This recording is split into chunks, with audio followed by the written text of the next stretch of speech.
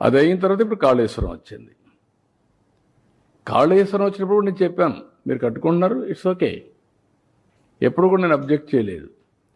పై నుండి వాటర్ వాడుకుంటే నష్టమా, కింద నుండి వాటర్ వాడుకుంటే నష్టమా అండి? ఇది సముద్రంలో పోయే నీళ్ళు, వేస్ట్ అయ్యి సముద్రంలో పోతుంది. మీరు ఎక్కడ వాడుకుంటున్నారు? పైన నుంచి మీరు ఆ నీళ్లు వాడకపోతే ఎక్కడికి వస్తుంది? వీడికి వస్తుంది. ఎవరన్నా రేజ్ చేస్తే ఆ పాయింట్ రేజ్ చేస్తారు, నేను ఎప్పుడు రేజ్ చేయను. తెలంగాణ కానీ ఆంధ్ర కానీ తెలుగు కమ్యూనిటీ ఎందుకు మనం ఇష్యూస్ చేసుకుంటున్నాం? లేదు.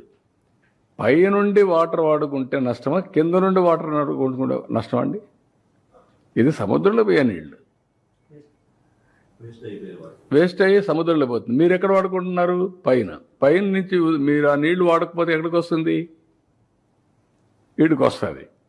ఎవరన్నా రేజ్ చేస్తే ఆ పాయింట్ రేజ్ చేస్తారు, నేను ఎప్పుడు రేజ్ చేయను. ఈ కయ్యాలమారి ప్రభుత్వం అక్కడ ఉండింది, అతనితో సంప్రదింపులు చేసే పరిస్థితి లేకుండి, ఒక స్నేహపూరిత వాతావరణం లేదు, ఘర్షణ వాతావరణం, ఏ విషయంలో ఘర్షణే. ఇంతకుముందు వెంకటేశం గారు చెప్పినట్టు మనం ఏ ప్రాజెక్ట్ చేపట్టినా దానికి వ్యతిరేకంగా కేంద్ర ప్రభుత్వానికి లేదా కృష్ణా గోదావరి బోర్డులకు షికాయతులు చేసేవాడు. ఏ ప్రాజెక్ట్ చేపట్టినా కూడా ఆఖరి కాళేశ్వరంకి కేంద్ర ప్రభుత్వం అన్ని అనుమతులు ఇచ్చింది, అన్ని టీఎస్సీ కూడా అయిపోయింది, ఎన్విరాన్మెంటల్ క్లియరెన్స్లు వచ్చినాయి. అన్ని అనుమతులు వచ్చిన ప్రాజెక్ట్ మీద కూడా ఆ అనుమతులన్నీ అక్రమం, వాటిని రద్దు చేయండి అని చెప్పి ఒక షికాయతు దాఖలు చేశాడు. పాలమూరు రంగారెడ్డి మీద షికాయతులు చేశారు, డిండి ప్రాజెక్టు మీద షికాయతులు చేశారు, తుమ్మిళ్ళ లిటిగేషన్ మీద షికాయతులు ఉన్నాయి. అట్లా ప్రతి ఒక్క ప్రాజెక్టు తెలంగాణ ప్రభుత్వం ఏ ప్రాజెక్ట్ చేపట్టినా కూడా ఇది అక్రమం, అపెక్స్ కౌన్సిల్ అనుమతి లేదు అనే ఒక ఆరోపణతో వాటిని పనులు నిలిపివేయాలి అని చెప్పి కేంద్ర ప్రభుత్వానికి షికాయతు చేసేవాడు. అంటే విభజన చట్టంలో ఈ అంశం ఉన్నది.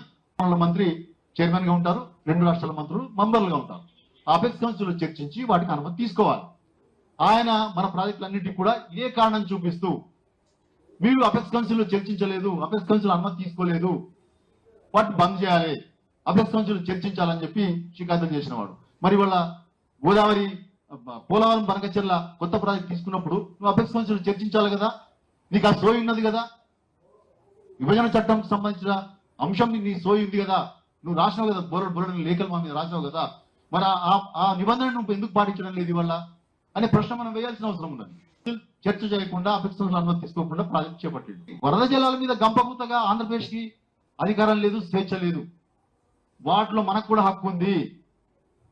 నువ్వు 1480 టీఎంసీలలో 968 టీఎంసీలు మాకు ఎట్లయితే కేటాయించావో, మా ప్రాజెక్టులు ఎట్లయితే కేటాయింపులు ఉన్నాయో అదే రేషియోలో అదే ప్రోడాటా బేసిస్ లో 3000 టీఎంసీలు కూడా మాకు 1950 టీఎంసీల హక్కు ఉంది.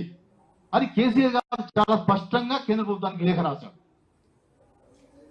కేంద్ర ప్రభుత్వానికి రాసిన లేఖలో అక్టోబర్ 2, 2024 రాసిన లేఖలో ఈ అంశం ఆయన చాలా స్పష్టంగా ప్రకటించండి. ఎందుకంటే ఆయనకు సోయింది, ఎందుకంటే గోదావరిలో ప్రవహించే నీటి లెక్క ఆయనకు తెలుసు. ఆయన ఈ 1950 టీఎంసీల మీద మాకు హక్కు ఉంది, మాకు వాడుకోవడానికి అనుమతి ఇవ్వండి అని చెప్పి అపెక్స్ కౌన్సిల్లో ఈ అంశాన్ని చర్చించండి, ఎజెండాలో పెట్టండి అని చెప్పి కేంద్ర మంత్రికి రాశారు. సరే, చర్చ జరగలేదు, వేరే విషయం. కానీ మనకు దాని మీద హక్కు ఉందనే సోయి మనకు ఉండాలి కదా. ఇది చాలా కీలకమైన అంశం.